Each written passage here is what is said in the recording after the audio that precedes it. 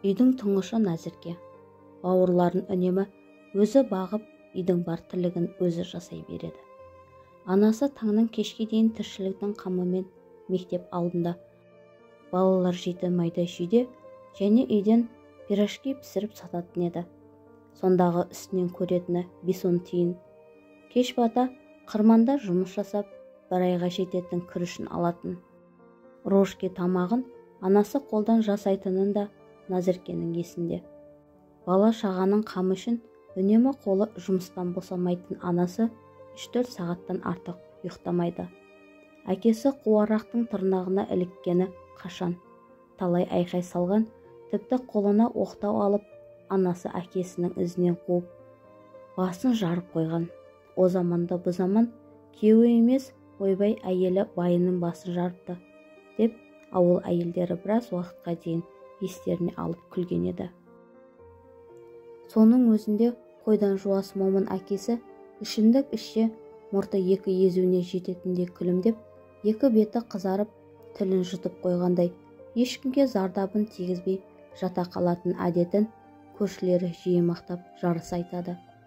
Әкесінің сол бір момындығын пайдаланған бөтелкелес жолдастары үйде әйелі бола бермейтінін біледі. Қанша еңбектеп тапқандарын күріш болсын, ақша болсын, жымқырып кететіндері бар. 5-ші сыныпты бітірген Назерке: «Аға, күрішті неге алып барасың? Мамам келсе сізді айтып беремін, таста күрішті». «Бар ары, әкең берді күрішті. Маған бір чекушка араққа қарыз болды. Соның орнына алып бара жатырмын». Есін жиған әкесінен сұрағанда, оның есінде ештеңе қалмайтын. Анасы келгенде тағы сол күндегі қойылым: «Мен саған ішпе дедім, неге үйге әкелесің алқаштарыңды? Бар, күрішті әкел, қайдан тапсаң да күрішсіз келуші болма», деп анам айқай салды. Анасының айқайы бүкіл ауылға естіліп жатты. Назерке 2 бауырын құшағына қысып, кішкентай бөлмеде жылап отыратыны әлі есінде. Назерке ішінен: «Анам неге әкеме айқайлай береді? Басқалар сияқты емес қой», деп ұйқыға кететін. Бала болғасын қайдан білсін, көршілердің әкелерін қарайды да, олар әйелдерін сабап, балаларына қол көтеретінін талай көрген. Әкесі ішпесе одан артық жан жоқ. Ауылдағы үйлердің сыртын ақтап, әдемі сылақ етіп, өте тиянақты істейтін әкесіне ауыл тұрғындары таласа жасататын. Кейбірі ақшасын берсе, кейбірі бір шыны араққа жасатып алады. Сол бөтелкелес жолдастар-ақ тура жолдан тайдыртуын әдеттеріне айналдырған. «Қой енді ішпеймін, арақтарында көрсетпеңдерші» дегенін тыңдайтын жолдастарыма: «Әй, қатыныңнан өлерде қорқасың ба? Өй сен, еркек емессің. Мынауың енді жарамайды. Бір қатынға бола бізді де сыйламай отырсың. Сені де еркек дейді-ау». Намыстанған әкесі әке шарақты: «Қане алып қояйық». Есі кеткенше ішеді. Осылайша қалай арақ ішіп қоятынын өзі де байқаймай қалады. Күндер жалғасып жатты. Анасының бар тапқаны тамақтан артылмайды. Мектепке киетін киімдері де туыстарының қыздарынан қалған киім. Басында намыстанып жылайтын Назеркеге сыныптас қыздың анасының өлімі сабақ болғандай. Бұл өмірде әкесіз өмір сүре алса да, анасыз өмір сүру қаншалықты қиын екенін сыныптас құрбасына қарап ұқты. Өзіне үлкен боп тұратын, сырт киіммен сабаққа баратын Назеркеге сыныптастары күле қарайтын. Іштей намыстанса да шыдады. Басқа амал бар ма? Бірде анасына айтқан еді: «Жұмыстан шаршап келген анасы: мені өлтіріп болдыңдар. Тапқан табысымен қай жыртығымды жамаймын», айқайға басты. Одан кейін Назерке ешқашан ештеңе сұрамайтын болған. Анасының жұмыстан шаршап келетіні белгілі. Сондықтан бар жұмысты Назерке өзі жасайды. Сабағы нашарланып, жиі жиналысқа анасын шақырады. Үйдің де, даланың да жұмысы Назеркеге қарап тұр. Кешке сабақ оқимын деп кітабын ашқан бойда ұйқы еріксіз баурап алып, қалай ұйықтап қалғанын білмей қалатын еді. Таңертең көзін әзер ашып, бір қолына нан мен қантты алып, шашылып жатқан кітаптарын асыға сумкасына сала мектепке қарай жүгіреді. Өмір өз ағымымен өтіп жатты. Назерке қыз бой жетіп келеді. Ақ сарының әдемісі. Әсіресе күлгенде маржандай тістері жылтырап, көрген жігіттің жүрегін еріксіз жаулап алады.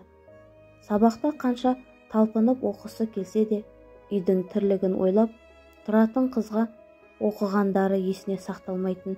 Бар ойы айран шайқап құрт жасау. Онан қалды даладағы ошаққа нан жабу. Малдың қиынын теріп, кептіріп қою. Осы жұмыстарды ойлап, сабақ оқуға ынтасы болмады. 11 сыныпты бітіргелі жатыр. Сыныптастары ана қалаға, мына қалаға оқуға түсемін деп жарыса айтысып жатты. Назерке үнсіз, олармен арпалыспайды. Бұрыннан ойлайтыны, мектепті бітіре сала, жұмыс жасап анама көмектесемін. Оқуды кейін оқысам да үлгеремін. Әкесі болса, баяғы жартас сол жартас, ішімдік ішуін қоймаған. Айналайын қызым, үйде отырып, жарты шыны арақ ішіп алайық, анаңа айтпашы. Жалына күлімдеп қараған әкесінің бетін қайтаруға Назеркенің дәрмені жетпеді. Қасына 2-3 жолдастарын ертіп жүретін әкесі, соның арасындағы Қожа деген үйленбеген сұрбойдақ еркек бар. Ұсқыны қап-қара, әкесінен 5 жас кіші. Сыртқы бейнесі қара секілді, ойы да арам еді. Төрттілігі көп, шамасы сол малды көбейтемін деп үйленбеген-ау. Қызым, пияз бен нан әкелші. Әкесі дауыстап шақырды. Стол басына барған Назеркеге әлгі Қожа сұқтана қарап отыр. Бұл қылығын қыз бұрын байқайтын. Бірақ өзінен бірнеше жас үлкен кісі болғансын мән бермеді. Үйдің алдында шағын сарай бар. Сонда Назерке айран шайқап тұрған. Әлгі беті бұжыр, жауырынды, қарны қабақтай Қожа қасына келіп, сені қатты ұнатып жүрмін. Есің болса, менің қатыным бол, молшылықта өмір сүресің деді. Дәмесі зор өзінің. Не деп тұрсыз, аға? Ұялмайсыз ба? Кет үйімнен. Қазір айқайлаймын. Жылағысы келсе де, сөздерін бөліп-бөліп әзер айтты. Аздап ішіп алғанан болар, бетін қайтарған соң алды-артына қарамай үйден кетіп қалды. Үйге кіре әкесіне жылап тұрып, шығыңдар үйден. Папа, енді бұларды әкелуші болма, мамаға айтып беремін бәріңді. Қызының неге жылап айқайлағанын түсіне алар емес. Жүріңдер, жүріңдер деген әкесі қалған арақтарын қолтығына тығып кетіп барады. Тіпті қызының не үшін жылағанын сұрамады да. Ех, құлқынын тескен қуарағай. Мектеп бітірген күні кешкі отырыста аяқтап, үйіне қарай қайтар жолда сыныптасының ағасы Азамат күтіп тұр. Бұрыннан сол жігітке ғашық еді. Өзінен 5 жас үлкен болса да, үнемі сол жігіттің сөз айтатынын күтіп жүрді. Бүгін сол тілегі орындалған Назерке сондай бақытты. Сөз айтқан күні Назерке өз сезімін жасыра алмай қызы болуға келіскен еді. Бақыттан бол жанған қыз таңертең тез-тез жиналып үлкен қалаға жұмыс істеуге аттанбақ. Азаматта артынан баратынын айтқан болатын. Назеркені қалада әкесінің қарындасы шақырған. Ондағы жұмысы маршрутта кассир болады. Жаз айы, күн ыстық. Маршрутта адамдар толы. Әр аялдамаға келген сайын айқайлап отырады. Одан қалды жігіттерді тиісіп мазасын алатын. Азаматпен тек телефонмен сөйлескені болмаса, кездесуге мүлдем уақыты жоқ. Таңмен таласа тұрып, кешке түн бата келеді. Ішетін тамағы да суып қалатын. Бір жағынан бүйрегі ауыратын болған. 2 ай істеген соң бұл жұмыстан бас тартты. Азаматпен сөйлесіп отқанда даяшы жұмысын тапты. Азаматтың туысының шағын кафесі бар. Автовокзалдың маңында орналасқан. Сол жұмысқа Азамат ертіп апарады. Бастығы әйел адам. Азаматтың жеңгесі. Өте иманды, жүзі жылы жан екен. Барлық мән-жайды көрсетіп, ақшасын күнделікті төлеп тұрды. Жұмыстан күнде Азамат үйге дейін әкеп тастайтын. Бірде ішімдік ішкен Азамат күтіп тұр. Аза, саған не болды? Неге ішіп алғансың? Не ғой, мен саған бірдеңе айтуым керек. Сен мені шын сүйсең, дәл бүгін дәлелдеші, деді жігіт. Не деп тұрсың сен, Азамат? Нені дәлелдеуім керек?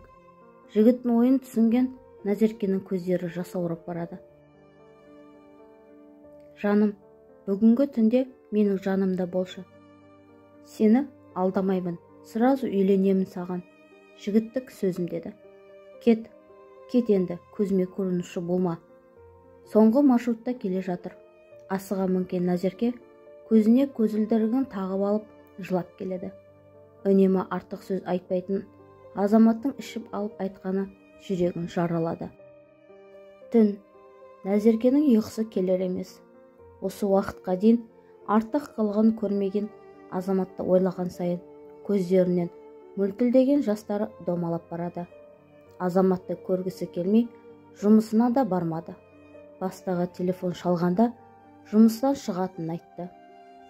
Тұрып жатқан үйінің қасында шағын дүкен бар. Сол дүкенге сатушы керек деген қағазды көрген болатын. Таңмен ерте тұрып, өзін еретке келтірген қыз дүкенге келді. Қағаз әлі де ілулі тұр екен. Сәлеметсіз бе, апай? Саламат бол. Сіздерге сатушы керек пе? Мен сол жұмыспен келіп едім. Я, келіңіз деп, қуанып кеткен әйел жұмыс барысын түсіндіре бастады. Назеркеден бір жас үлкен ұлы барын. Ол түстен кейін оқудан келген соң көмектесетінін айтты. Түстен кейін бағана айтқан ұлы келді. Есімі Дулат. Қара торы болса да тартымды келбетті жігіт. Сәлем, дүкенге келуіңмен құттықтаймын сені. Күлімдеп қолын созып амандасты. Назерке екеуі бірден тіл табысып, дос ретінде араласа бастады. Азамат сол күннен соң ауылға барып, өзінің құрдасы әрі оқу бітірген, жұмыс істейтін қызға үйленіп алғанын сыныптасынан естігенде таң қалғаны рас. Енді ғана Дулатты іштей ұнатып, бар сырымен бөлісіп жүргенде араларына Дулаттың ағасы Думан түсті. Думан әскери қызметте жұмыс жасайды. Назеркеден 7 жас үлкен. Жұмыс барысымен басқа қалада жүріп демалысқа келген. Келген бойда екі көзі Назеркеде. Мама, вкусың үшті, әдемі қызды алыпсың дүкенге. Назеркеден көзін алмай қарады. Өзі сондай жақсы қыз. Келінім болса, арманым болмас еді, деді. Мына сөздерден кейін Назерке ұялып төмен қарады.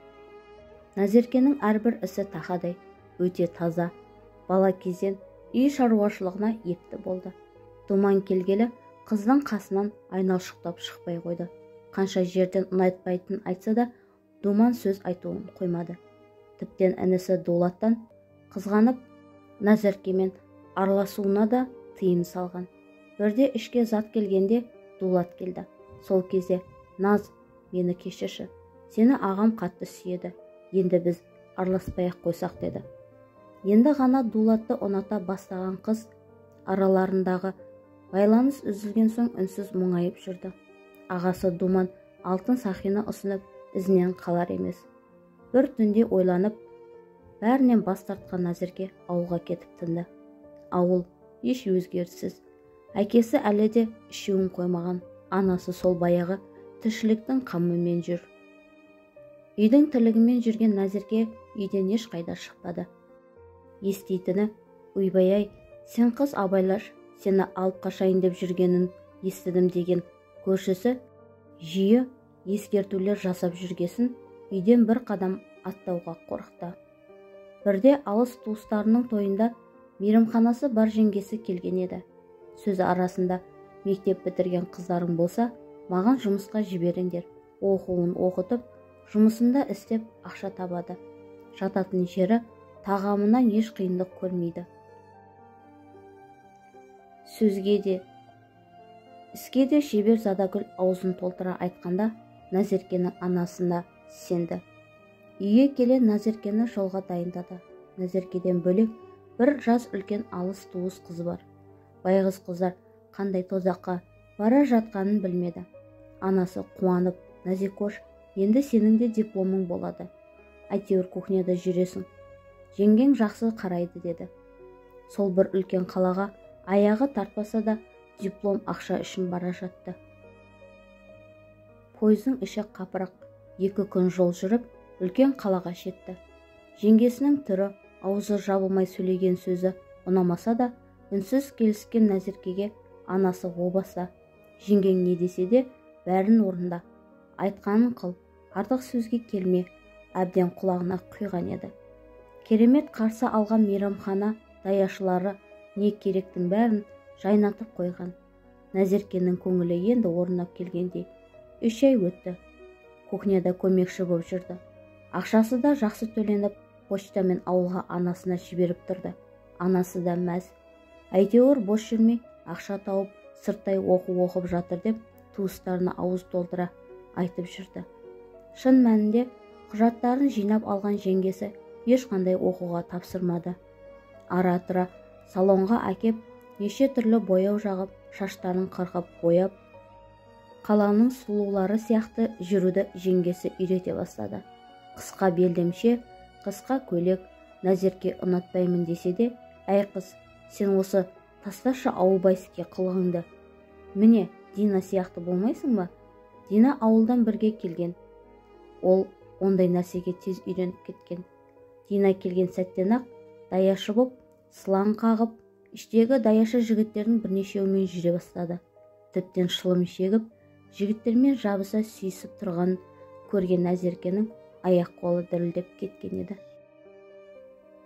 Өзі әдемі қыз.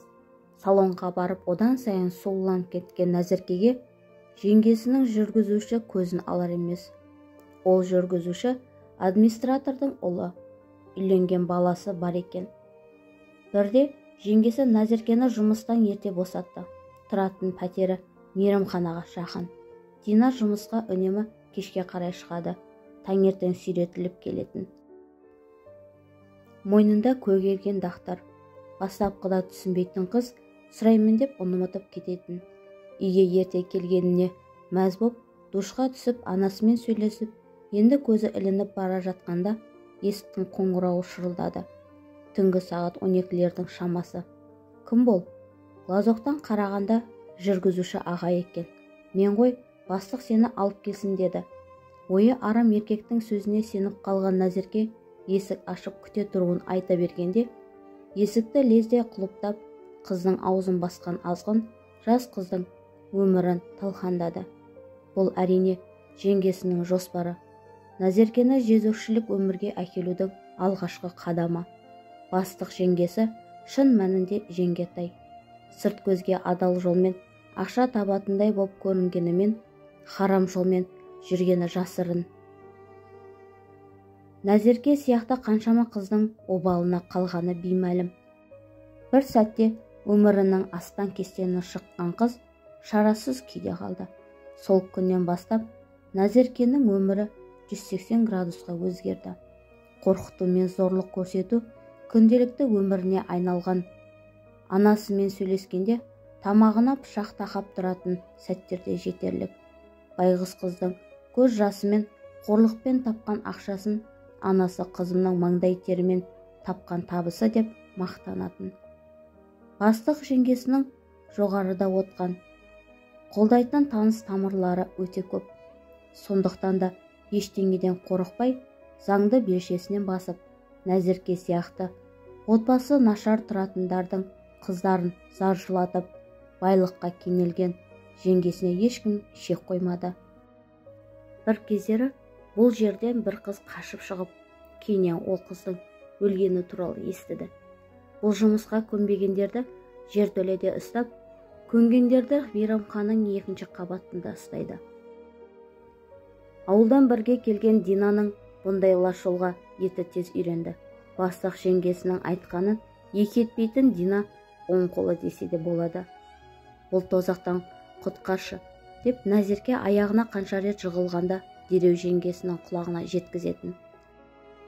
Әлгі жүргізуші азғын кеп, Тепкінің астына алатын күндері Назеркенің өткен өміріндегі ұмытылмас, қорқынышты түс секілді өтіп кетті. Сол бір күндерінен денесінде әлі күнге дейін тыртықтар қалған. Сол бір қарғыс атқан күндеріне тек әкесін кінәлі еткен Назеркеге ол тозақтан әкесінің өлімі құтқарды. Әрбір күні жаны мен тәні қиналған сайын әкесін жек көрді.